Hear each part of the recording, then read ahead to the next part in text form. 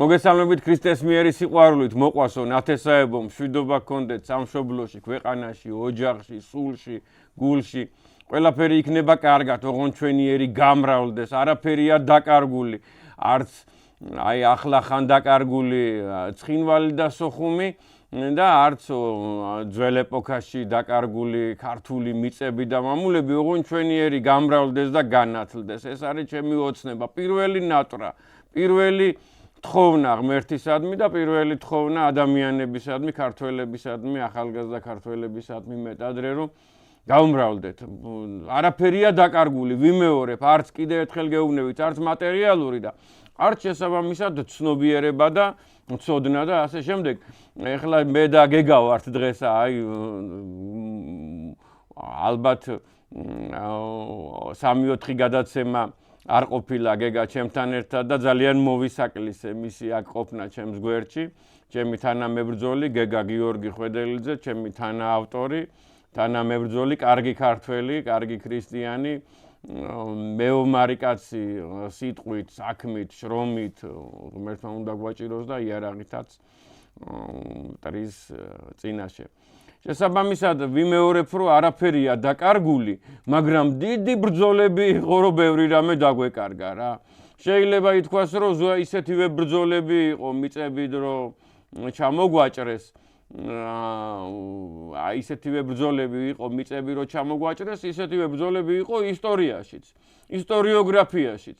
და ძალიან ბევრი ქართული არსი, ქართული სიტყვა, ქართული სამყარო, ქართული მამული შესაბამისად ისტორიოგრაფიულად ისე ჩამოგვაჭრეს, რომ ხსენებაც არ იყო ძალიან დიდი ხანი. ხსენებაც არ იყო ძალიან დიდი ხანი. აი წარმოიდგინეთ კირიონ მეორე, წმინდა კირიონ მეორე რო საუბრობდა და გრიგოლ რობაქიძე რო საუბრობდა და ილია ჭავჭავაძე რო საუბრობდა, მერე თითქმის 9 საუკუნე, მეტი 1 საუკუნე გავიდა და შესაბამისად არ იყო საუბარი და გატეხეს ნავსი ისეთმა გმირებმა, როგორიც ივანე ჯავახიშვილია და მისი თანაავტორები და 1953 წელს გამოუშვეს წიგნი, დაიბეჭდა წიგნი, სამწუხაროდ უკვე გარდაცვლილი იყო ივანე ჯავახიშვილი, სადაც წერია სიტყვა კარდუ, ქალდეა, ქარდუქი, ასე შემდეგ, აი ეს სიტყვებია და ჩვენი მათთან პირდაპირი კავშირი და ამა მოდით ეხლა ძალიან ბევრ ადამიანს შევეკითხები, ყველა მიცით რომ 1940-იან წლებში გამოშვებული ეს დიდებული სასკოლო, საისტორიო წიგნი იქნა ამოღებული, მასიურად განადგურებული, ხშირ შემთხვევაში დახვრეტილი და მაგალითისათვის ვინმე მითხრას კონკრეტულად რა იყო იქ მიუღებელი მათთვის. კონკრეტულად რა იყო, რისთვის იყო, მე ჩემი წინადადება ესეთია, რომ სიტყვა კარდუ, სიტყვა ქალდეა, სიტყვა ძირძველობა, სიტყვა 50 საუკუნე, სიტყვა დასაბამი, აი ესეთი რაღაცეები რო იყო, აი ამაზე ანერვიულდა ვიღაცა იქ უახლოეს ადგილას თუ ძალიან შორს შესაბამისად და ამან გამოიწვია და ღმერთმა გვიცოცხლოს ძალიან დიდი ხანი კიდევ ჩვენი უწმინდესი პატრიარქი 2012 წელს ეპისტოლეში გაახმოვანა შემდეგი რაღაცა, ახსენა სიტყვა კარდუ თავიდან, ახსენა სიტყვა ქალდეა თავიდან და მას დაუკავშირა სიტყვა ქართლი და ჩვენი წარსული, ჩვენი ისტორია. ეს უმნიშვნელოვანესი რამეა. ძალიან დიდი მადლობა მას და ესეც კიდე ერთხელ გეუბნებით, ახლა ამოვიდა ახლა უამრავი წყაროები, კარგად გამიგეთ და უამრავი ლიტერატურა და უამრავი რომელიც ფაქტად რკინის ფარდა იყო საბჭოთა კავშირში ჩამოშვებული და წიგნების დეფიციტი იყო და ლიტერატურის დეფიციტი იყო. მრავალმა არ იცოდა და მრავალმა კიდე იცოდა და მიზანმიმართულად იყო დაკეტილი. ეხლა ამეთ აი მაგალითად ქალდეას რაობაზე, ფუძეერზე, ფუძე ხალხზე, ადგილმდებარეობაზე გეგა მისაუბროს და მე კონკრეტულ 2-3 ტოპონიმს გეტყვით. ჩემო გეგა, მოგესალმები, ჩემო ძმაო, დაკახელი. გაგახაროს ღმერთმა. კიდევ ერთხელ გეუბნები, დიდი მადლობა მეგობრობისათვის და იმ ფრონტებისათვის, რომელზედაც შენ ახარ. ხანდახან მე ვერა ვარ რამდენიმე შენ ფრონტზე, მარტო მორალურათა ვარ რა. და შენ კიდე აი ესე კარგად გამიგე, რამდენიმე ფრონტზე რო ხარ, მაგითი ვამაყობდა ტელევიზორში რომ დაგინახავ ხოლმე, აგე ჩემი მეგობარი, აგე ჩემი თანაავტორი, აგე იმ კაცს ვიცნობ, ასე შემდეგ, აი ეგრეა და რა კარგია ქართველობა ამ ხრივ, ხო? ყველას ჩვენი საბრძოლო ასპარეზი გვაქვს და ღმერთმა იმეებში გავგამტკიცოს და გავაძლიეროს. გენაცვალე, ღმერთი. სიმართლით და წმინდა გიორგი, ხო. ესე იგი, ჩვენ წინა გადაცემებშიც გვქონდა ამაზე საუბარი. ანუ არსებობს ისტორიოგრაფიაში ახლა მიღებული, გაბატონებული თეორია, თქვენ ყველა მეტნაკლებად იცით. არის ერთი მიმართულება, რომელიც არის საბჭოთა ისტორიოგრაფიის მიმართულება, რომელიც ესე იგი საუბრობდა ამ ეგრეთ წოდებულ ქართიზაციის თეორიაზე, საუბრობდა რომ იყო კონგლომერატები, დაშლილი, დანაწევრებული ტომები, ქართველურ ტომებსაც უწოდებდნენ, მაგრამ მაგაზეც იყო შიდა დავა, რომ ესე იგი მეგრული სამყარო, ეგრისია, რაღაც უნდა წარმოიჩინოთ კოლხეთი, სულ სხვა ფენომენად, სულ სხვა სამყაროთ, აღმოსავლეთ საქართველოს სხვა სამყაროთ და ამბობდა რუსეთის იმპერიიდან წამოსული იდეოლოგიური ნარატივი იყო, რომ ესე იგი ქართის ტომმაო მოახდინა ასიმილირება დანარჩენი ტომებისო და ქართლმა გადაყლაპა დანარჩენი ქვეყანაო და კოლხეთი შეითვისაო. არსებობდა ესეთი მიმართულება. ეხლა მე გაჩნდა ეს უახლეს პერიოდში, ეხლა მიშა სააკაშვილს ხო ჭირდებოდა რაღაცა ისტორიული ფენომენი რო შეიქმნა საკუთარი მმართველობიდან და აქედან გამომდინარე მას ისტორიული საფუძვლებით ჭირდებოდა. და კარგად მოგეხსენებათ ეხლა ჟვანიას სიტყვები, მე ვარ ქართველი, მაშინ სადა მე ვარ ევროპელი. ხო და უნდათ რომ ეს შეექმნათ მითი პირველი ევროპელი ქართველისა, ხო, საიდან უნდა წამოსულიყო ეს, ესე იგი ჩვენს ყავს თაურდმდგენი, ქართლოსი, ყავს თარგამოსი და ჩვენი ეთნარქები გაგვაჩნია. მათაც ჭირდებოდა თავიანთი ეთნარქი, მაგრამ მიშა სააკაშვილის ეთნარქი ისეთივე იყო, როგორც მისი პოლიტიკა და ეს იყო მაიმუნი, რომელიც იპოვეს დმანისში და დაარქვეს ქართველთა წინაპარი და პირველი ევროპელი, გულისხმობ ზეზოსა და მზიას, ხო? და ესეთი მაიმუნური იყო მათი მთელი თეორია. რამდენადმე ევროპის შეურაცხყოფაც არის. ევროპის შეურაცხყოფაც არის და ზოგადად ადამიანობის შეურაცხყოფაა, როდესაც ჩვენს წინაპარს მაიმუნად სახელდებენ. ეს ძალიან დიდი დაკნინებაა პიროვნების, ძალიან დიდი დაკნინებაა ადამიანის და წმინდა წერილის და ღვთის ხატების შეურაცხყოფაა, რომელიც ადამიანში არის. და ზოგადად ღმერთის განკაცებული ღმერთის შეურაცხყოფაა ქრისტესი. ხო, მაცხოვარმა ადამიანური ჰიპოსტასი მეორე პირმა ყოვლადწმინდა სამებისა მეორე ჰიპოსტასმა მიიღო ადამიანური ბუნება რა. ხო და ესე იგი გამოცხადება ადამიანური ბუნებისა მაიმუნად, ეს არის დიდი მკრეხელობა, მინდა ამასაც კარგად დაუფიქრდეთ. ანუ ესეთ საკითხებში უნდა იყოს მართლმადიდებელი ქრისტიანი ძალიან ფრთხილი და მე ვფიქრობ, რომ იმაზე რომ პროტესტი არ აგვაქვს, რომ ესე იგი მე ისტორიულ ფაკულტეტზე ვსწავლობდი და იქ მქონდა ხოლმე ამაზე დებატები და დავა, ხო, თავის დროზე, როცა ვსწავლობდი.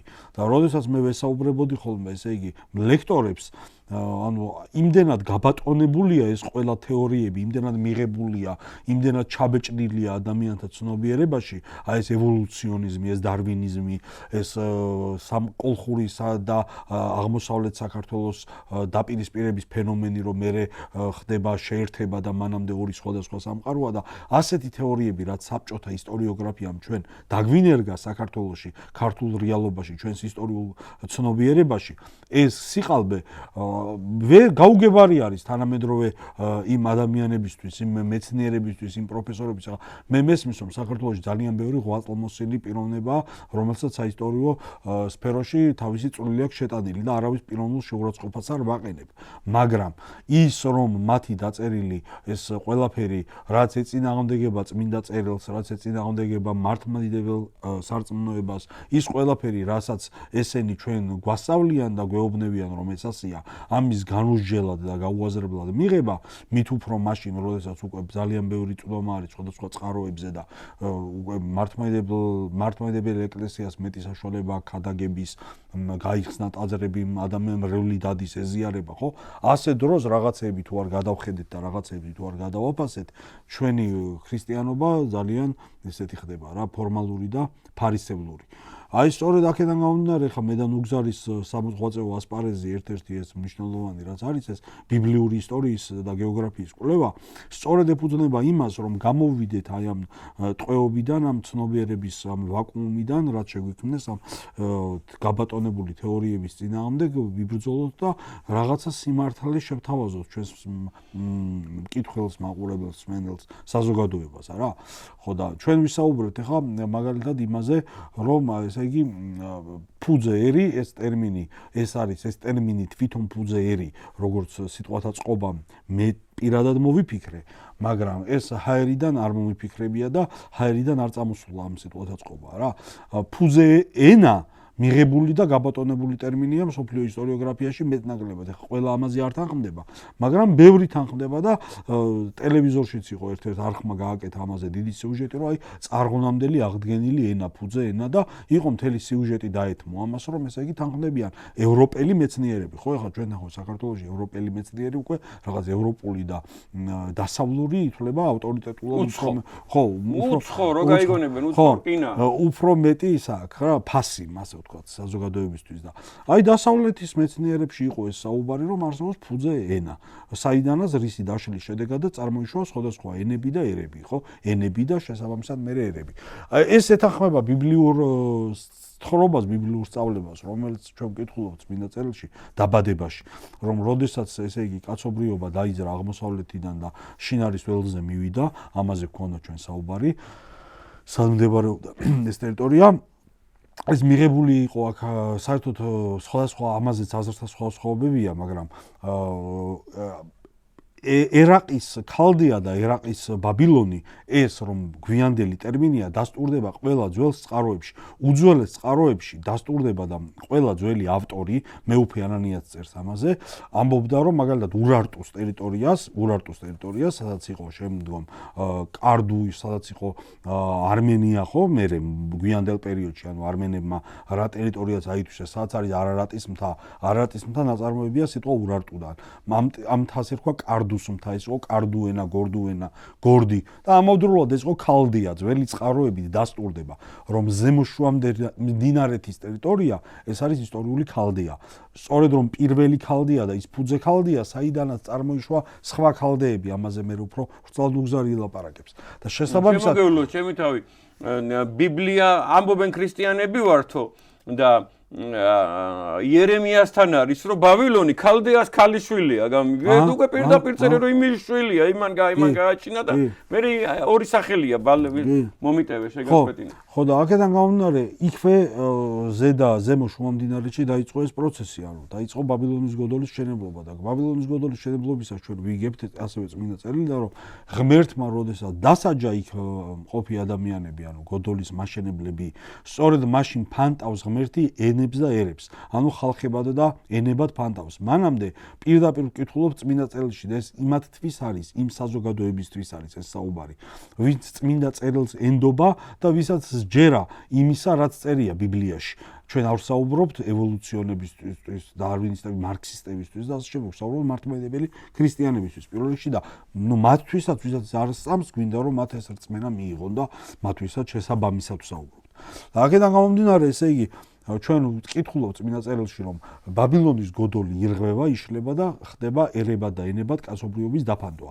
და სანამ მოხდება ბაბილონის გოდოლი, ხო, ჩვენ ერთ პირი და ერთ ენაზე მეტყველი კაცობრიობა, როგორც ამას წმინდა წერილი უწოდებს, ცხოვრობს ერთ არეალში, ერთ რეგიონში, სადაც მივიდა, ხო, არარატის მთაზე, იგივე კარდუს მთაზე და ძველ წყაროთა და მე წერან საუბარი ამით დავიწყე. ძველ წყაროებში ეს ტერიტორია, ეს არეალი იდენტიფიცირებული არის ურარტუმდე, არმენიამდე და სხვა იმ გეოგრაფიულ, გეოპოლიტიკურ თუ სხვა მოვლენებამდე, რაც მომავალში ვითარდება იმ რეგიონში, სადაც დღეს არარატის მთა არის, არა?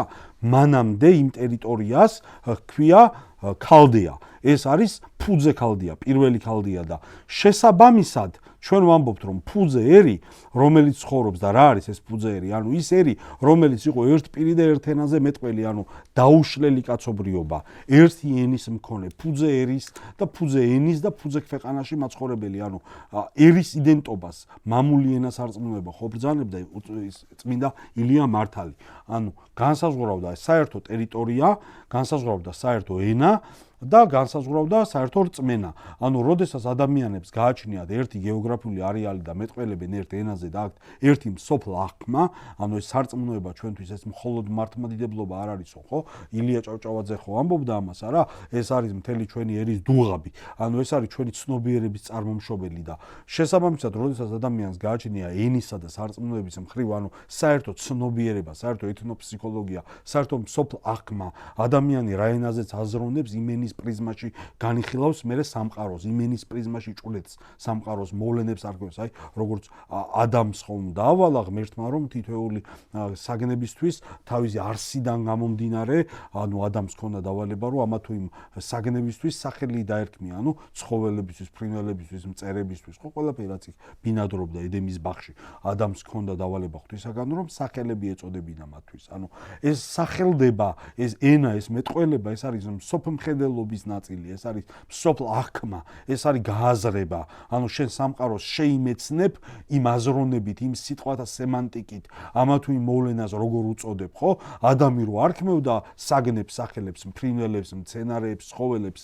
იმ არსს ჭვრეტდა, რაც გააჩნდა, ამა თუ იმ, ესე იგი, არსებას, ღვთისქმნილებას და შესაბამის სახელს უწოდებდა. ანუ მისი მსოფლ აღქმა, მისი გააზრება ხდებოდა ამა თუ იმ მოვლენასთან, ამა თუ ის საგნებთან დაკავშირებით, არა? ანუ ენა ეს არის გააზრების ფორმულირება, ენა ეს არის საშუალება იმისა, რომ შენ გააზრება გქონდეს სამყაროსის სწორი, შენ ჭვრეტა გქონდეს სამყაროს მიმართ სწორი და ეს არის პრიზმა, რაშიც შენ სამყაროს ჭვრეტ. ენას ეს ფუნქციაც აქვს.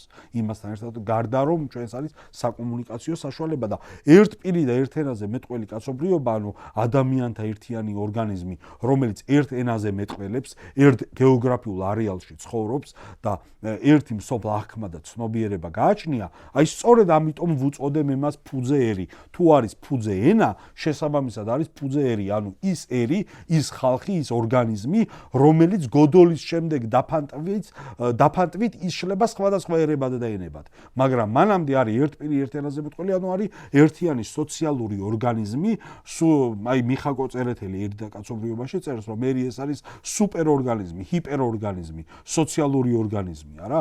აი ესეთი სოციალური სუპერორგანიზმი, ჰიპერორგანიზმი, რომელიც ერთად მყოფობს, ერთი ენა გააჩნია, ერთი ცნობიერება, ერთი გეოგრაფიული, შეიძლება ითქვას სამშობლო, არა? სადაც ის არსებობს, მიწას ამუშავებს, სახლებს აშენებს და ასე შემდეგ. აი სწორედ ეს არის ერთი ერი. აი სწორედ ამას უწოდებ ჩვენ ფუძე ერს და ფუძე ერის იდენტიფიცირებას ქალდიასთან ვახდეთ ისევ და ისევ. იქიდან გამომდინარე, როგორც მე წეგან მოგახსენეთ, რომ ამ არეალს ყოველი ძველი წყარო და ყოველი ძველი ისტორიული მტკიცებულება მოწმობს, რომ ურარტუნდე ეს არის კარდუ, გორდი, გორდუენი, იგივე ქალდია, ეს ყოველი ნუგზარმა წინა გადაცემაში არაერთხელ თქვა, რომ არის სინონიმები და ტერმინოლოგიათა მრავალფეროვნება არ უნდა დაგვაბნიოს და აი ამ სინონიმებიდან გამომდინარე, სწორედ ქალდეველია პირველი ერია, ანუ ფუძე ერია ის ქალდეველი ერი, პირველ საწყისი არა ბაბილონის ერახში ცხოვრები ქალდეველები, ეს შემდგომი ცივილიზაციური ფენომენია, ის რაც ხდება ბაბილონში, ქვემოთ და რაც ხდება ერახში. მე ვგულისხმობ სწორედ აი იქ ურარტუს ტერიტორიაზე, კარდუს მთის მიდამოებში მცხოვრებ ფუძე ერს, აი ეს ფუძე ერი, ეს ფუძე ხალხი დაშლამდე არის ერთ პირი და ერთ ენაზე მეტყველი, ანუ არის ერთიანი ორგანიზმი და ეს იდენტიფიცირებული არის ქალდეველად და სხვადასხვა ის ძველი ისტორიული ის გადაცემა, რომელიც მე წეგან ვახსენე დასავლელი მეცნიერების მიერ, ესე იგი გაშუქებული და ქართულად ნათარგმნი, რომელიც საქართველოში გავრცელდა, წარღვნამდელ ენაზე მაქვს საუბარი. მათ თქვეს რომ ყველაზე ახლოს ეს ენა, ანუ ფუძე ენა, დღეს არის მონათესავე ქართული ენისა. ანუ ფუძე ენის მემკვიდრეო არის დღევანდელი ქართული ენაო. აი ეს დასავლელმა მეცნიერთა გარკვეულმა ჯგუფმა აღიარა და ჩვენ ვამბობთ იმას, რომ დაუშლელად ვინც დარჩა აქ, ანუ წინა გადაცემებში ეს აღწერეთ, არა? ანუ ის ქართლოსის ოჯახი, ის ნებროთის პიროვნულად ნებროთი და ის ადამიანები, ვინც იქ დარჩენ ნებროთის ხაზით, ის ქართლოსიანები და უფრო შედარებით სამხრეთით ვანის ტბის მიდამოებში მაცხოვრის აღმახაზი, ანუ აბრაამის წინაპრები და აბრაამის ის ხაზი, რომელშიც იშვა, რომელშიც განკაცდა უფალი ჩვენი იესო ქრისტე, იოსებ დამწინდველი, ყოვლადწმინდა ღვთისმშობელი, ანუ ეს ოჯახი, წმინდა ოჯახი, რომელ მემკვიდრეც არის, რომელი შტოსიც არა, სემისის ხადი, ანუ გულისხმობ არფაქშაც. აი სწორედ ეს ადამიანები არ მიდიან, ანუ ესენი არ ღებულობენ მონაწილეობას აი ამ ღვთისადმი ამბოხებულ პროექტში, ანუ რჩებიან ფუძეზე. შესაბამისად ინარჩუნებენ ფუძე ენას და გიორგი ანდრიაძის კვლევით, მაგალითად გიორგი ანდრიაძემ რომ ჩაატარა კვლევა, სწორედ გენეტიკური კვლევაც ჩვენს სასარგებლოდ ამის არგუმენტად მეტყველებს, რომ 5000 წლის წინანდელიო, ესე იგი ჩვენს ერამდე 5000 წლის წინანდელია ის ჰაპლო ჯგუფებიო გიორგი ანდრიაძის კვლევითო გიორგიმ თქვა ანდრიაძემ ეს რომ იმ კვლევით დადასტურდაო რომ ეს არისო ის G2 და G2 ჰაპლო ჯგუფი აი სწორედ ემთხვევა იმ გეოგრაფიულ არეალში წარმოშობილ ესე იგი ჰაპლო ჯგუფებს რომელიც გააჩნია აი სწორედ იმ პირველ ფუძე ხალხს იმ ქალდეველებს და რომელიც არღებულობენ მონაწილეობას ანუ შემდგომი წასული ადამიანები იყოფიან ერება და ენება და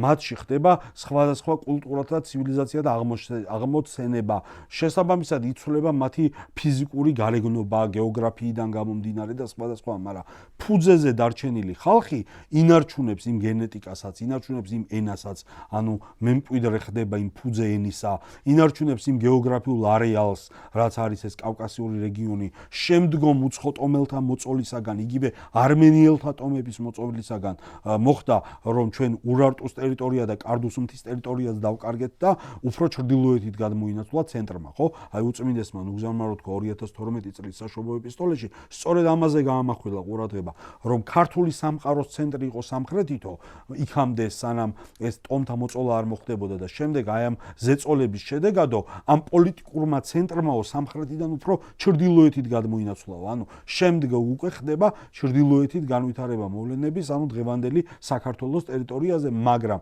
მანდამდე სანამ ეს ასე მოხდებოდა, ხო, საუკუნეების განმავლობაში ეს ქართველური სამყარო, ეს ქართული სამყარო, იგივე ქალდეული სამყარო, იმიტომ რომ ქალდეადან არის სწორედ ნაწარმოები სიტყვა ქართლელი, სიტყვა ქართველი, ქართლის ფუძე, სწორედ ქალდეა, აი ამის ახსნა ძალიან მნიშვნელოვანი დღეს და ამის ეშინოდათ საბჭოთა მეცნიერებს, ამიტომ ებრძოდენ იმ ლიტერატურას, რაზეც წეგან ნუგზარმა ისაუბრა, რომ სწორედ ჩვენი ამ უძველესობის, ამ ჩვენი პირველ საწყისი ცივილიზაციის კვალი მოშლილიყო ისტორიოგრაფიაში და დამალულიყო ეს, რომ საიდან წარმოიშვა სიტყვა, ეხლა უამრავი თეორიები არსებობს, სიტყვა ქართველი, სიტყვა იბერიელის, ივერიელის და ასე შემდეგ წარმოშობაზე, მაგრამ რეალობაში სწორედ ქართლი არის მემკვიდრე ქალდეასი, სწორედ ქართველიერი და საქართველოა მემკვიდრე ქალდეასი, უბრალოდ ქალდეას ფუძე ინაცვლებს სამხრეთიდან ჩრდილოეთით, მაგრამ ამ არეალში ქალდეული სამყარო საუკუნეების განმავლობაში რჩება და ამისი დადასტურება არის თუნდაც ის, როდესაც აი ვახტანგ გორგასლის დროს და შემდგომ ჩვენ ისტორიულ წყაროებში ქართულ კვალს უამრავგან პოულობთ ჩვენს ფუძე ერის ნაწილებს პოულობთ ისტორიულ წყაროებში ძალიან სამხრეთით, გაცილებით სამხრეთით, ვანის ტბის კიდევ უფრო მეტად სამხრეთით, ვიდრე ბოლომდე მოხდებოდა ასიმილირება, ბოლომდე მოხდებოდა ლოკალიზება, ბოლომდე მოხდებოდა შევიწროება და ამაზე ნუგზარი ახლა უფრო მეტად ისაუბრებს, სად გავრცელდა და განევრცო ეს ქალდეა, მაგრამ ჩვენ ისტორიულ წყაროებში ვაკვირდებით, რომ მრავალი საუკუნის განმავლობაში გოდოლის შემდგომაც, რაც ბაბილონის გოდოლის დარღვევა და დაქცევა მოხდა, ქალდეას ფუძე ჯერ კიდევ ინარჩუნებს თავის თვითმყოფად არსებობას აი ამ არეალში, შუამდინარულ კულტურებში, ცივილიზაციებში და მიდამოებში ზოგადად მთელი ახლო აღმოსავლეთისა რა. და შესაბამისად ჩვენი ისტორიული კვალის ძიება უნდა დავიწყოთ არა იქიდან, რასაც გვთავაზობთ საბჭოთა ისტორიოგრაფია, რასაც გვთავაზობს გაბატონებული თეორიები. აი სწორედ ამ კავშირებთან, ენობრივ კავშირებთან, გენეტიკურ კავშირებთან, კულტურულ ცივილიზაციურ კავშირებთან, არქეოლოგია ძალიან მნიშვნელოვანი, მაგრამ ამას შესაბამისი ხელშეწყობები ჭირდება, ხო? მათ შორის სახელმწიფოსაგან და ფინანსურ გულისხმობ და ასე შემდეგ, რა. ანუ საჭიროა მეტად გაიშალოს უფრო სამხრეთით გაიშალოს კვლევაძიება და ჩვენი ბიბლიური ისტორია ეფუძნება სწორედ აი ამას, რაზეც მე ხა მოგახსენეთ, რომ ქალდეა, ქართლი და საქართველო ეს არის ის ისტორიული გზა და ეს არის ის ხაზი, რომელიც პატრიარქმა გაგვიჟღერა 2012 წელს და რომლის კვლევაძიება და რომელშიც ჩაღრმავებაც სწორი გააზრებისთვის აუცილებელია, რომ ჩვენ საკუთარი თავი სწორად შევიმოცნოთ. ანუ საიდან მოდივართ და როგორც არის აწყვშობილი წარსულისაგან არის მშობელი მომავალისა და ჩვენი სწორი მომავლის ორიენტირების განსაზღვრებაში აუცილებელი წინაპირობაა, რომ ვიცოდეთ საიდან მოდივართ, რა არის ჩვენი ფესვები და წარსული და მე ვფიქრობ, რომ აი ამ ჩვენ ახლა პირველ ნაბიჯებს ვდგავთ ამ მიმართულებით და საკვლევი ამან პატრიარქმაც ბრძანა იმ ეპისტოლეში, მაგრამ საკვლევი და სამუშაო ამაზე არის ძალიან დიდი უზარმაზარი, მაგრამ ნუ საჭირო ამის დაწყება და ეს დაწყების მცდელობა ის რაც ჩვენ ახლა ვაკეთებთ რა. გენოცვალე, გაგახარო ძმებო, ჩემო ძვირფასო მეგობარო, გაგახარო ძმებო. მე ახლა შევეცდები, რომ ძალიან ლაკონურად რამდენიმე უმნიშვნელოვანესი ფრაზა მოვიყვანო ძველი ავტორებისა, რომელსაც ეყრდნობა წესით ობიექტური მსოფლიო ისტორიოგრაფია და როგორ უგულებელყოფილია ესეთი, ან როგორ უცნობია ეს ფრაზები ძალიან ბევრისათვის. ნახეთ სტრაბონი, რომელიც თან ისტორიის მამაა და თან გეოგრაფიის მამაა და ყველაფერი იცის, შეიძლება ითქვას გენიოსი ადამიანია. სტრაბონის სიტყვით ახლა მომიტევეთ ჩემი სუსტი ლათინური, მაგრამ მაინც. სტრაბონი წერს qui nune chaldeae chalibes olim apelabantur. ანუ უადრეს ქალდეას ერქვაო ხალიბეთიო. ხალიბი რაღაც დონეზე კი ახლა არის უკვე ამ ეპოქაში ცნობილი, რომ ხალიბები ჩვენი ერთ-ერთი წინაპრები არიან. მაგრამ აი რაოდენ მნიშვნელოვან რაღაცას ამბობს, რომ უძველეს ეპოქაშიო ხალიბები ერქვათო და მერე გაჩნდნენო ქალდეველნიო შესაბამისად ეს სიტყვა და ესეც აი გეგამ რო ჩამოთვალა კარდუ, გორდი, გორდიენი, კარდუკი და ქალდეა და ქართლი ხალიბიც ყველა ნებისმიერ ლინგვისტს შეეკითხეთ იგივე სინონიმია, ცხადია, იგივე სინონიმია და აი ნახეთ ახლა მაგალითად ძალიან ბევრი ცნობა აქვს ცხადია სტრაბონს ქსენოფონტესი 24 საუკუნის წინანდელი კაცია ქსენოფონტე და ქსენოფონტემ რო გაიარა, რო ჩაუარა ვანის ტბას, მერე რო გადმოიარა სადღაც ერზრუმია 4-გან აღწერა ხალიბეთი. წარმოგიდგენიათ, ანუ ხალიბეთი იყო იქაც და ასე შესაძლებელი ზემოშუა მდინარეთი და ძალიან ბევრი მწერალი ეს ცხადია მიჩქმალულია რაღაც დონეზე ამ ეტაპზე ანთავსებს მთიან ნაწილში, შუა მდინარეთის მთიან ნაწილში ქალდეას. და აქ არის ქალდეა, პირველი ქალდეა, რასაც შეიძლება პირველი ქალდეა დავარქვათ. და ყველა ეს ქალდეა იქიდან მდინარეები მიდის, გრანდიოზული მდინარეები, წარმოიდგინეთ, ეს არის ჭოროხი, ეს არის ღალისი, ეს არის მტკვარი, ეს არის არაქსი, ტიგროსი, ევფრატი, ყველას დაუყვა ხალხი და ყველგან წავიდა და აი მე ახლა ესეთი რუკა ადრეც მქონდა ეს მოტანილი თქვენთან და 10-გან აი სადაც ლურჭრეს დაინახავთ, ყველგან არის ქალდეა მიტანილი და სამწუხაროდ ახლა ისეთი მომენტია, რომ აი ეს ოროსნები და ზარმაცები და გაფუქსავატებული მეცნიერები, მე ესე ვიტყოდი, მარტო ვიკიპედიით სარგებლობენ. ვიკიპედია ყველაფერი. ერაყი სადაც არის, ანუ ვიკიპედიაზე სიტყვა ქალდეა იდენტიფიცირებული არის ერაყის ტერიტორიასთან. მეტი ქალდე არ არსებობს ვიკიპედიასთვის. მეტი ქალდე არ არსებობს, არის შესაბამისად და თვითონ ბეროსი ამბობს, რომ ეს ქალდეაო, აი ნაბუქოდონოსორის დროს გაჩნდაო, გახდაო, ცნობილიო და ასე შემდეგ, თორეო წარღვნამდელ ხალხსაცო ქალდეველები ეს ლოგიკურიც არის რომ ესეა, იმიტომ არის ლოგიკური რომ გოდოლამდე თუ დაშლა ხდება გოდოლის დროს ჩვენ თუ ამას ვაღიარებთ. გამოდის რომ ესე იგი გოდოლამდე ხდება წარღვნა და გოდოლამდე მისული ხალხი შთამომავალია წარღვნიდან გოდოლამდე იმისი რაც წარღვნამდელია, ანუ წარღვნამდე არსებული აგრძელებს გოდოლამდე, გოდოლისა ჟიშლება და აქედან გამომდინარე ბეროსის ეს არგუმენტი, ბეროსის ეს თეორია აბსოლუტურად ლოგიკურ ისტორიულ ჯაჭვში ჯდება, რომ გოდოლამდე შეუძლებელია რაიმე სხვა ყოფილიყო, თუ წარღვნიდან გოდოლამდე ქალდებელია. თუ წარღვნიდან გოდოლამდე ქალდებელია, მაშინ წარღვნამდე ქალდებელი გამოდის. იმიტომ რომ დაშლა მანამდე არ ხდება. ნუ ეს ლოგიკაა რა. ნუ ცხადია და ეს ბეროსიც ნუ არის ალექსანდრე მაკედონელის თანამედროვეა, ანუ 23 საუკუნის წინანდელი კაცია.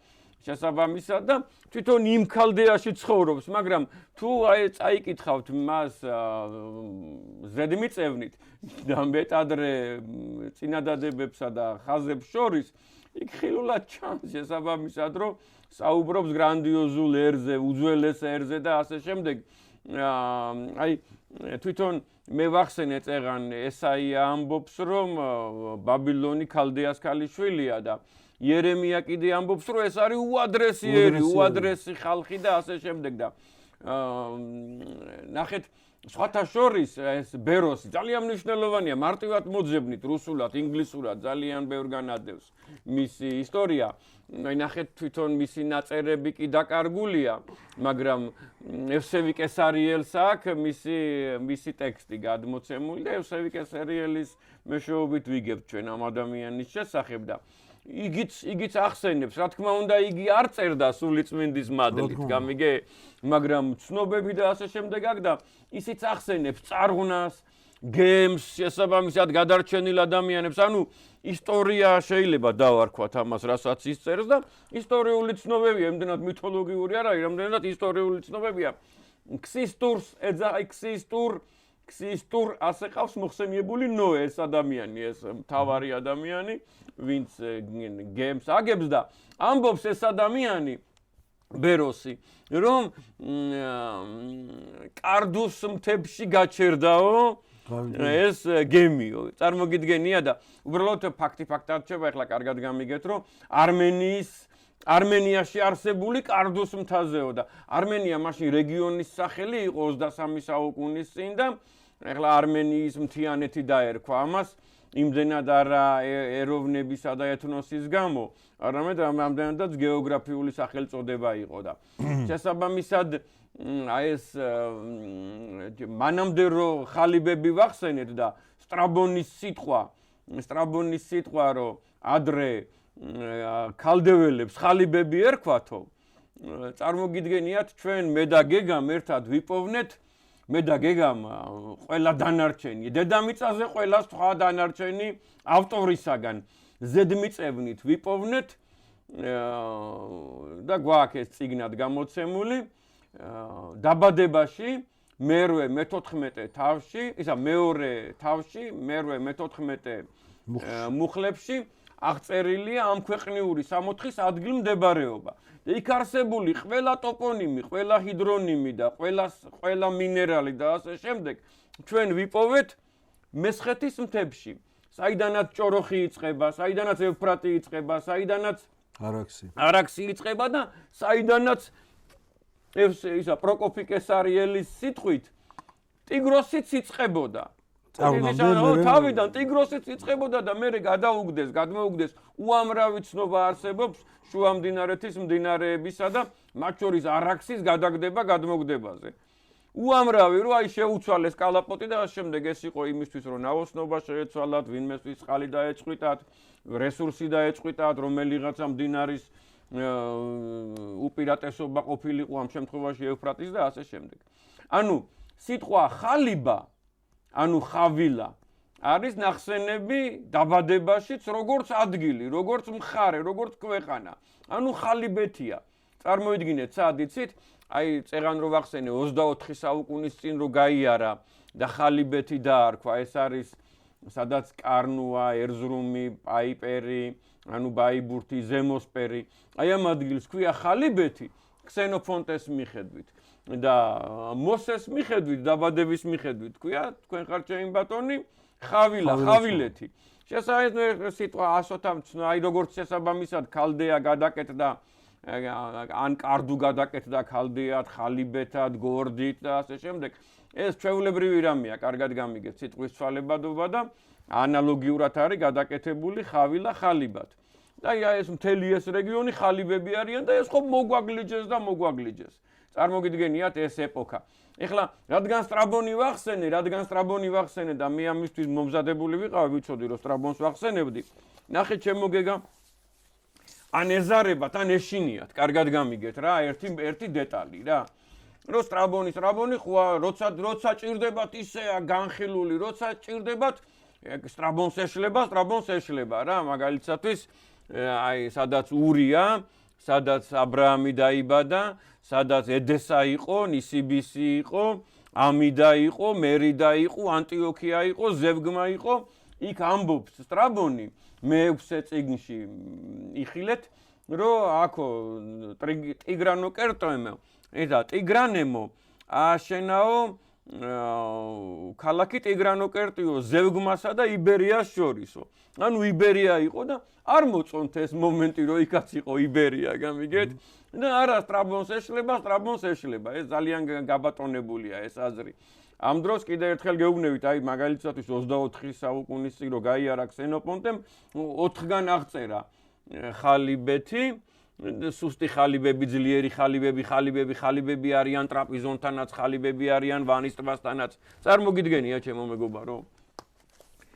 სტრაბონი ერთ-ერთ უმნიშვნელოვანეს რაღაცას წერს, რომ ჩვენ წელთაღრიცხვამდე დაახლოებით 180-190 წელს არმენიამ, იბერიას წაართვა პარიადრეს კალთები, ხორძენა და გოგარენა. და აი ამ ცნობაზე და ეგრეთ წოდებული დიდი არმენია შედგა, პატარა არმენია ცოტა უფრო დასავლეთით იყო აქედან და წარმოიდგინეთ დიდი არმენია და სომხები შესაბამისად გაახაროთ ღმერთმა როგორც მეგობრები და როგორც მეზობლები, მე ძალიან მიყვარან, მაგრამ როგორც ისტორიოგრაფები ძალიან ბევრ შეცდომას უშვებენ, ან ტენდენციურად იქცევიან. და ისეთ რუკებს ხაზავენ, რომ აი მაგალითად აჭარა, სამცხე-ჯავახეთი, ქვემო ქართლი, აი თბილისთან და რუსთავთან გადის და დიდი არმენიას დაარქმევენ, გრანდიოზულს აკეთებენ, გამიგეთ და ის ეხლა ცოტა მაქსიმალისტურია, ეხლა გაჩვენებთ ამას და საქმე რაში მდგომარეობს, იცით რომ აი იბერიის რუკა ჩემო გეგა, აი იბერიის რუკა, რომელიც იყო სტრაბონის მიხედვით მაგალითისათვის ჩვენ წელთაღრიცხვამდე 200 წელს სანამ წაართმევდნენ არმენიელები იბერიას მიწებს, არავის არ დაუხატია. ხვდები რას გეუბნები? ნახეთ, შეხედეთ ეხლა თქვენ ხო არ გაგიგონიათ დღევანდელ ქართლში, სადაც თქვენ მოგზაურობთ, ესეთი ტოპონიმი, როგორც არის პარიადრე, ხორძენა, გოგარენა. აი ესე არ გაგიგონია, როგორც მაგალითად ლიხის ქედი, მიმისი მაგალითად რაჭის მთები, ჯავახეთის მთები, არსიანის ქედი, ესენი ხო ძალიან ცნობილია. და რაღაცნაირად უცხოდ ხდება ყურში პარიადრეს. აი აქ იყო, ნახეთ, შეხედეთ, ხვდებით ახლა როგორი გარემოა. აი აქ იყო პარიადრეს კალთები.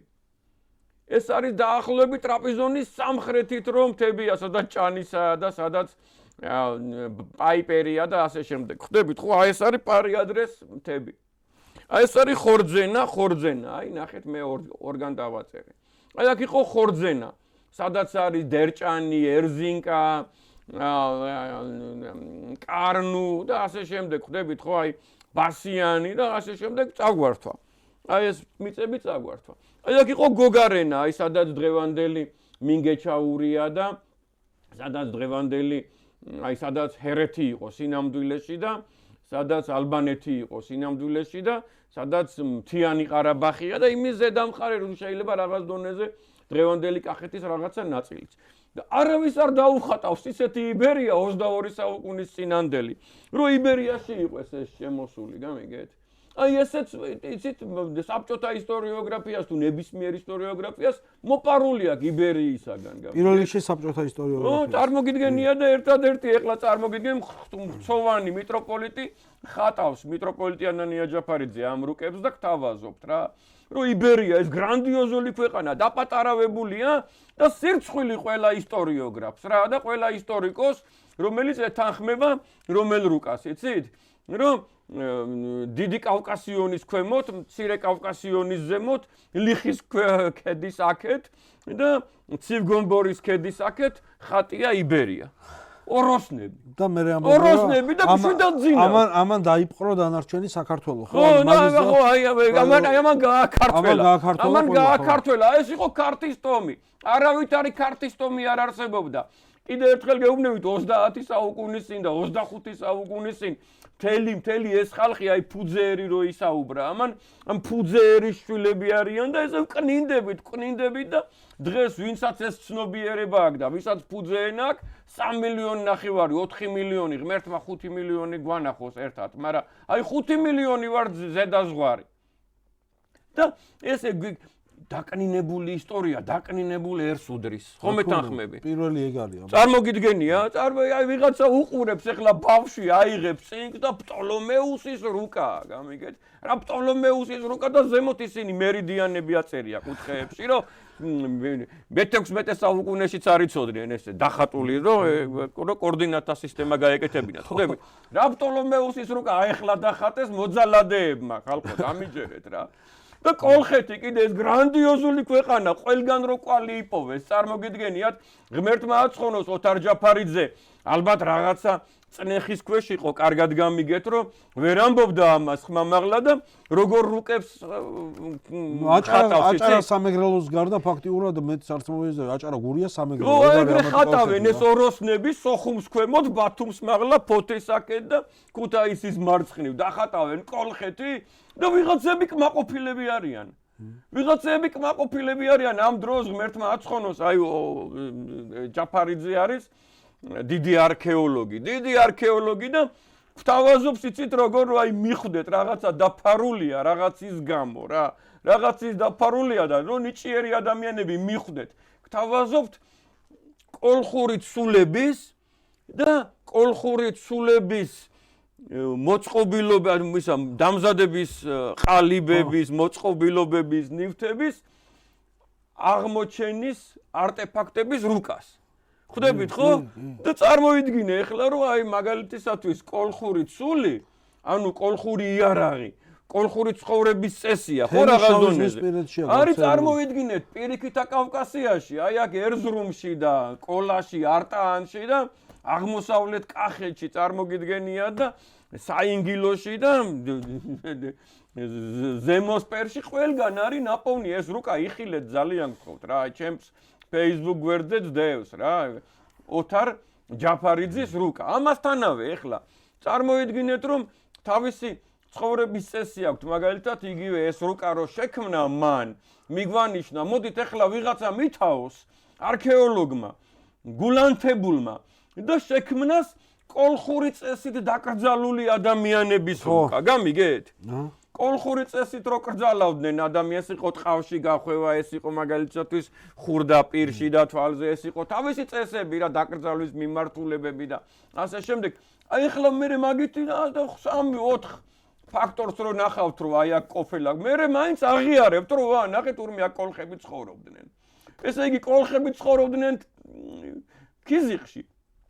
იბერიელები როგორც მოგახსენეთ სტრაბონი ამბობს, მე ხო არ ვამბობ რომ პარია და აი აქ ცხოვრობდნენ იბერიელები, აი იბერიას აი ეს ადგილი წაართვა არმენიამ და აქ დაარქვა დიდი არმენია, აქ დაარქვა პატარა არმენია და მე შეიქმნა ეს უკვე ბიზანტიის ეპოქაში თემები რა, არმენია კონი და არმენია პრიმა, არმენია სეკუნდა, ეს სხვა თემა.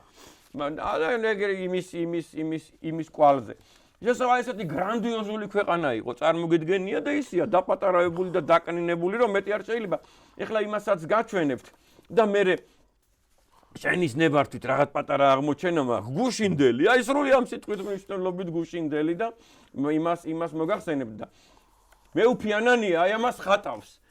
და იჯღანებიან ადამიანები და რომ ვიწევთ რომ მოდი რა აგიხსნა, ან რატო იჯღანები ვეკითხებით, ხო ხვდებით რის თქმა მინდა. მეუფიანანია ამ რუკას ხატავს და ამ რუკას ქვია საქართველოს ეკლესიის იურისდიქციის საზღვრები მე-7 და მე-15 საუკუნეში. და დაიწყებენ ბანჭვას, გრეხვას, კარგად გამიგეთ ადამიანები და კონკრეტულად ვეუბნებით, მას რომელი მართლმადიდებლური ეკლესია იყო აქ, არის სხვა? ან აი აქ რომელი იქნებოდა, რუსეთი იქნებოდა, თუ ბიზანტია იქნებოდა მეშვიდეში და ან აი აქ რომელი მართლმადიდებლური ეკლესია იქნებოდა ქართულის გარდა. მე რო დაფიქრდებიან, იცით რა არის, ვეღარ ხვდებიან რა, კარგად გამიგე და არ ზოგს არ უნდა აი აზრის შეცვლა ესეთი მძიმე თუ იყო ვერ წარმომედგინა მით უმეტეს მეცნიერისათვის კაცო. რა შეჩვეული ჭირი ურჩევნიათ შეუჩეվել ხინს რა. ეხლა ქალდეაზე ისევ მოგახსენებთ აი ამ დეტალს რა. ნახეთ ეს არის კარდუს მთა. კიდევ ერთხელ გეუბნებით აი ინგლისურენოვანი ბიბლია წაიკითხეთ როგორ არის ნახსენები პარალელი არარატის მთასა და კარდუს მთას შორის.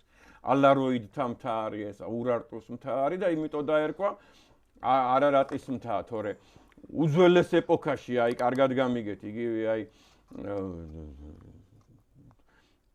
მაგალითისათვის 20-30 საუკუნით ადრე ჩვენს წელთაღრიცხვამდე კარდუ და ქარ იყო აკავრობის სახელი. აქაც ქალდეა. ვერავინ ვერ გაურბის იმას უკვე აი ამ ეპოქაში რომ 20, 21, 22, 23 საუკუნის წინ ტრაპიზონთან ქალდეა ყოფილა. კიდევ ერთხელ გეუბნებით ქსენოფონტემ 24 საუკუნის წინ გაიარა და ვანის ტბასთან ხედავს ქალდეას და კარდუქს. ქალდეველი მოგვები მოდიან და ერთ-ერთი მოგვი ხო უამრავი წყაროა ეხლა ბიბლიაში ეს დეტალურად არ ჩანს შესაბამისად რამდენი იყვნენ და სახელები და ასე შემდეგ მაგრამ რამდენი თხრობაა რომ სპარსეთიდან მოდიან და ქალდეველები არიან აქაც ქალდეა ურმიის ტბის სამხრეთით ქალდეა აქ არა ჩანს თორე ცხადია ქალდეა არის სადაც ბაღდადია და სადაც ნასირია თუმცა იქაური არ არის აბრაამი მამაზე ვისაუბროთ ქალდეა არის აი აქ სადაც სინამდვილეში არის აბრაამი და 15 საუკუნის წინაც კი უამრავი ქართული კვალი იყო ეს არის ქალდეასური სადაც არის ედესა სადაც არის ურფა და სადაც არის ჰარანი ეხლა ჰარანზე მინდა ვისაუბრო ჰარანი არის მეორე სახლი აბრაამის და საქმე რაში მდგომარეობს ეხლა ვისაც უნდა ცოტა მეტი კვლევები შევხვდეთ მე თქვენ და გეგა უნივერსიტეტის ეზოში ან აუდიტორიაში და ვისაუბროთ უფრო მრავალ დეტალს მოგიტანთ ჩვენ როგორ აღმოვაჩინეთ რანაირად დავადგინეთ და თურმე უამრავი მე ღმერთმა იცის რომ ჩვენ რო აღმოვაჩინეთ ბიბლიიდან მარტო წმინდა წერილიდან არამც თუ მისი დამხმარე ლიტერატურიდან მე აღმოჩნდა რომ თურმე ნახეთ უამრავი სხვა ცნობაც არსებობს და კვლევაც რომ მართლაც აი აქ სადაც ანტიოქია, სადაც ამიდა, სადაც ედესა იყო, სადაც აი აქ მართლაც ყოფილა ქალდეა და აქედან არის აბრაამი.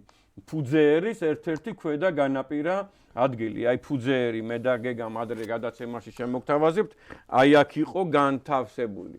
დიდი კავკასიონის დაბლა, ორეთის ზღვის მაღლა, ორეთის მთის მაღლა, ურმიის აქეთ და ტრაპიზონის აქეთ. წარმოიდგინეთ, ეს არის ფუძეერის საცხოვრისი და აი აქ, სადაც ანტიოქია, ამიდა, მერიდა, ნისიბისი, ზევგმა, აი აქ იყო ედესა და აქედან არის წარმოშობით აბრაამი და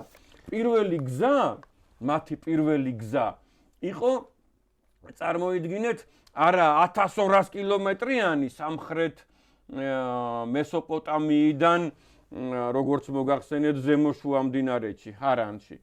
არამედ იყო 30 კილომეტრიანი, 30 კილომეტრით გადაადგილდა ედესას ადგილიდან, დღევანდელი შანლი ურფადან ჰარანში. ეხლა შემდეგ საინტერესო რაღაცებს ვისაუბრებ, მომიტევეთ თუ გადამიცდა დრო დადგენილ ვადაზე. ამ ქალაქს ქვია ჩემო გეგა ცხეთურ ხელნაწერში არა ერთი სახელი, არამედ სამი სახელი. ეს არის ხარანი, ეს არის ქარანი და ეს არის ხარანი. ხო გამიგე? ეხლა ჯერ მანამდე იმას გეტყვით, ძალიან საინტერესო რაღაცას შეგეკითხებით და ამაზე მერე ვისაუბროთ, ეხლა ვერ ვისაუბრებ რა. ეს არის გიორგი მთაწმინდელის ნათარგმნი და მერე არის სულხან-საბა ორბელიანის რედაქტირებული და 50 წლის წინ დიდი გენიოსი ადამიანი იყო ალექსანდრე ელერდაშვილი, იმისი გამოცემული და წმინდა გიორგი მთაწმინდელისა გვაქვს რომ ხელი არ ახლო თუ აი ესე არ შეცვალო თუ არაფერი არ გადააკეთოთო. ნებისმიერ თქვენგანს ვეკითხები რა. ვინც ჩახედული ხარ და შევხვდეთ თუ ხვდებით და იცით ეს რა არის, შევხვდეთ და ვისაუბროთ. რატო არის ხან ხარანი, ხან ქარანი და ხან ხარანი ერთი რითი დაწერილი. ან იგივე რატო არის ხან აბრაამი, ან ხან აბრაჰამი, ან რატო არის ხან იერუსალიმი და იჰერუსალიმი და ასე შემდეგ. ამას მაშინ რომ მიგანიშნოთ ერთ რამეს ვიტყვი, რომ ქართულ ანბანში არის ესეთი საოცრება და დაფარულობა და ასე შემდეგ, რომ 4 განმარტება აქვს ქართულ ასო ნიშანს. ეს არის მისი სახელი, ანუ ან, მაგალითად, ან ლას, ვინ, ან ბან, გან, დონ, ხვდებით ხო რას ვამბობ? ეს არის მისი რიგითი ნომერი, ეს არის მისი რიცხვითი ნომერი, აი მაგალითადთვის ანი არის 1, სიტყვაზე ღანი არის 25, ლასი არის 12, ლასი ნიშნავს მაგალითადთვის 20 და ამასთან მას აქვს სახელი, ხო? ეს არის ანი, ბანი, განი, დონი, ხო ხვდებით? ანუ აქვს ასევე სახელი ამასოს რა. ამით ხდება ძალიან დიდი საიდუმლოს გვთავაზობს ქართული ენა და ძალიან დიდ განმარტებას გვთავაზობს და ალბათ მოვიდა ის ეპოქა, რომ გაშიფრულიყვეს ეს საიდუმლო, რასაც წინაპრები ჩვენ გვთავაზობენ. შესაბამისად, ქართულად რო ესეთი სახელებია, მოდით ამაზე კიდე ერთხელ მერე ვისაუბროთ, რიცხვით, რიგით და სახელობით მნიშვნელობაზე ქართული ასო-ნიშნისა. ებრაულად ეს არის ხრნ. მოგეხსენებათ, მათ არ აქვთ ხმოვნები და ხრნ ნიშნავს იქიდან გამომდინარე ხარან ნიშნავს მშრალ ადგილს, მზისგან დამწვარ ადგილს, ხრიოკ ადგილს და ამ დროს რო დახედავ ამას, გნებავთ ისტორიულად, გნებავთ გარემოთი, გნებავთ დღევანდელი გეოგრაფიული, ეს არის ტაფობი, სადაც არის ძალიან ნაყოფიერი მიწები, ყველაფერი იზრდება და სულ ბაღებია, სულ ვენახებია და სულ საოცარი ნაყოფიერი მიწაწყალია იქ. ეს ქალაქი ხარანი. და საოცარ გზაზე იყო და საოცარ მაგისტრალზე იყო, გამიგეთ და მაგ ადგილას არის გარდაცვლილი თარა, აბრაამის მამა და მანდარი დაკრძალული ქარანში. და საქმე რა შემდგომარეობს, იცით, აი გამაოგნებელი და სასიხარულო ამბავი. მე ყოველთვის ვცდილობ, ჩემო გეგა, რომ გავიგებ რა ამ რეგიონში თუ ქართულ ენაში თუ მსოფლიოში, რომ რამე ტოპონიმი, რამე სახელი იწყება ქარზე, ქარ, ქორ, გორ, გრ, რგ, აი ესეთი იმას დავინახავ თუ არა, ვხედავ რომ ვცდილობ რომ ქართული დავინახო, გამიგეთ? ანუ ესეც ქალდეა, მაგაზე ვთანხმდებით. ქალდეას ურიდან 30 კილომეტრში ესე სამხრეთ აღმოსავლეთით არის ქარანი და საქმე რა შემდგომარეობს, იცით რომ ამ ქალაქს აი ჰეროდოტე, პტოლომე, სტრაბონი, პლინიუსი ვინ აღარ ახსენებს რა და ყველგან ნახსენებია აი იმათ როგორ გაიგონეს და რანაირად გაიგონეს, ყველგან ნახსენები აქვს ქარაე, მიხვდი ქარე, ქარე და ასე შემდეგ და უკვე ეს ქარე არის ამისი სახელი. არის აი ეს ბევრგან არის მოცემული, თქვენ თვითონაც იხილეთ ბერძნულად როგორი წერება და ლათინურად როგორი წერება და ქარე ქვია. ქარე. საქართველოში უამრავი სოფელია ესეთი. ქერე, ქორი, ქორდი, ქორეთი, ქორი, ქარი, ქური. ხომ მიხვდი რას გეუბნები? აი ქარელი, ქორეთი და ასე შემდეგ. აი თქვენ თვითონ ნახეთ რა, ძალიან ბევრი და იქვე მის დასავლეთით არის ქარქემიში. ქარქემიში ასევე ძალიან ქართული სახელი და ასე შემდეგ. და მამა გარდაიცვალა აბრაამისა ამ ქალაქში, ქარანში და მისი ძმა არანი გარდაიცვალა ჯერ კიდე ედესას ადგილას არსებულ ურში. იქ არის მისი საფლავი. ხო მიხვდით როგორი მხარია და მე აქედან უკვე ღმერთის სიტყვით გამოდის აქედან ა ブラ ამი და ჩამოდის და საქმე რაში მდგომარეობს იცით რომ მაღალი ალბათობით კი არა უკვე დოკუმენტურად შეიძლება ითქვას რომ ა ブラ ამი წარმართი კაცი იყო. გამიგე? და მთვარის კულტისა და საბაიზმი ქვია ამ სარწმუნოებას, საბაიზმი ქვია ამ სარწმუნოებას და ანუ მნათობთა თაყვანისმცემლები იყვნენ და მე აქაურობა რომ უკვე მე-6, მე-7 საუკუნეში გადათელეს და ალაგმეს და დაანგრიეს არაბებმა ამ არსებულ ანუ ა ブラ ამის დროინდელ და ანუ საბაიზმის ძეგლებს ხელი არ ახლეს გამიგე და თაყვანის ეგენი ცხო თაყვანსემენ ა ブラ ამს გამიგე და ამის გამო შესაბამისად ხელს არ ახლებენ და ებრაელები აი მე-19 საუკუნეშიც კი უჩუმად დადიოდნენ და ჩუმად თაყვანსემდნენ ამ ადგილს როგორც ა ブラ ამის საკერპეს ხო ასე შემდეგ და ის ა ブラ ამის კი არა თარას საკერპეს და ა ブラ ამიც ნუ ეხლა მე ა ブラ ამი უკვე ღმერთთან საუბრის მერე შეშმარიტი ღმერთის მადიდებელი ხდება და ის კი არა ქრისტიანული სექტაც არსებობდაო პავლე სოლიარსკი წერს რომელიც ქრისტიანობდა და ამ დროს უჩუმრად მაინც მაგ იმას სემს პატივს და საოცარი რამეა იცით იობსა აქვს ესეთი მომენტი რომ უჩუმრათო აი რომ გავხედავდიო რომელი თავია მგონი 23 თავია იობსა აქვს შესაბამისად ნახსენები რომ უჩუმრათო გავხედავდიო მოლივლივე მთვარესო და ესე ხელითო კოცნას გავუგზავნიდიო მიუხედავად ღრმად მორწმუნეობისა აი ამას ამბობს გამიგეთ და ესენი იყო და ამას რატო ვამბობ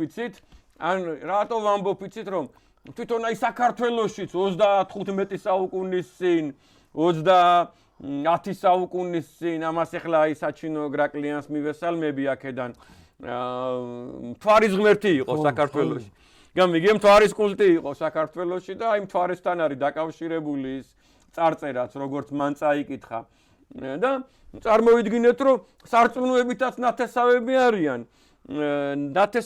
არიან ჩვენი ამასთანავე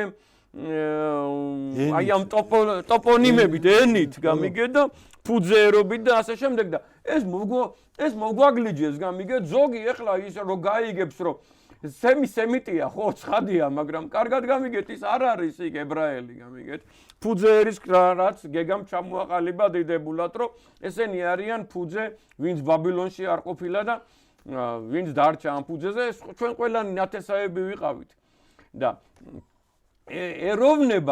ეროვნება კარგად გამიგეთ მე უკვე ცნობი რამდენი სისხლით ქართველი დღეს კატეგორიულად უარყოფს ქართველობას გინდა თურქეთში გინდა სომხეთში გინდა პირიქითა კავკასიაში ხო ხვდებით რის თქმა მინდა მაგრამ იმედ როცა ერთი ენაა და როცა ერთი კულტია და როცა ერთი სარწმუნოება ცხადია დიდი ნათესაობა იყო და აი ა ブラ ამის შემდეგი თაობა მე ცხოვრობს ძალიან დიდი ხანი ნაქორი რჩება ა ブラ ამის ძმა საიდანაც ცოლები მოყავთ ისააკს და საიდანაც ცოლი მოყავს იაკობს აქ ჩამოდის სპეციალურად და ეხლა ერთძღავი ტყვი თქვენის ნებართვით რომ ჩვენ აი მე და გეგამ აქაური რო არის ა ブラ ამი აღმოვაჩინეთ 10 სხვადასხვა ნუსხა დავადარეთ რა ერთმანეთს ყველა მთარგმნელი შევთანხმდეთ რომ ძალიან დიდი მცოდნეა ან გენიოსია ან კიდე თუ მართლმადიდებელია არის ნაკარნახევი სულიწმინდისაგან და საუბარი არის აი აქ რომ მოდის მაგალითისათვის ა ブラ ამის მსახური ელეიზარი რომ რებეკა წამოიყვანოს მერე რომ მოდის მაგალითად იაკობი რომ ცოლი მოიყვანოს ლაბანის ქალიშვილები ხო გახსოვს ეგ მომენტი ძალიან ბევრი ნახსენებია რომ აი სამშობლო სადაც იშვა სადაც დაიბადა ანუ ქარანი და ური გაიგივებულია ისეთ სამშობლოთ სადაც იშვა აბრაამი ხო გამიგე ძალიან ბევრგან არის ნახსენები და ასე შემდეგ ესეთი დიდი ნათესაობა აი ამ ქალდეველებს შორის 40 საუკუნის წინ კავშირებია და ცოდნებია და ასე შემდეგ. კიდე ერთხელ გეუბნებით, ძალიან ბევრი რამე ხო დასაბრუნებელი გვაქვს ტერიტორიულად. ძალიან ბევრი რამე გვაქვს დასაბრუნებელი ისტორიულადაც და ძალიან დიდი შრომა უნდა და ღვთისწყალობა უნდა და ღმერთმა გადაგვარჩინოს, ღმერთმა გააერთიანოს ქართველი ერი. ამინ. გეგა, ძალიან დიდი მადლობა. ძმობისათვის, მეგობრობისათვის, თანამებრძოლობისათვის. შენ შემოგევლოს ჩემი თავი. მე მინდა ვინმე ვთხოვო რომ შექმნას რა, ვისაც მე დავეხმარები ყველანაირად და მე უფეც დაეხმარება. შექმნას იბერიის რუკა, სტრაბონის მიხედვით. აი სტრაბონის მიხედვით შექმნას იბერიის რუკა, რომელიც უნდა იყოს აი კერასუნთა სამხრეთით, ტრაპიზონის სამხრეთით და ნურავის ნუ ეწყინება ხალხო ძალიან დიდი სურვილი მაქვს მე. ზარო დაინახოს ადამიანებმა კავშირი კოლხეთსა და ქართლს შორის. გინდა სიტყვიერად სი როგორც სინონიმი კოლ და ქარ და გინდა არსით ნათესაობრივად, არწმუნოებრივად, კულტით და ასე შემდეგ. ღმერთმა დაგლოცოთ, ღმერთმა გაგაძლიეროთ, გაუმარჯოს ქართველ ერს, უძველეს ერს, 45 საუკუნის წინანდელ ერს, ფუძე ერის ერთადერთ შთამომავალს, გინდა ენით, გინდა მიწით, გინდა მამულით, გინდა სარწმუნოებით. გაიხარეთ, მშვიდობა გქონდეთ, იცოცხლეთ. მადლობა, მშვიდობა.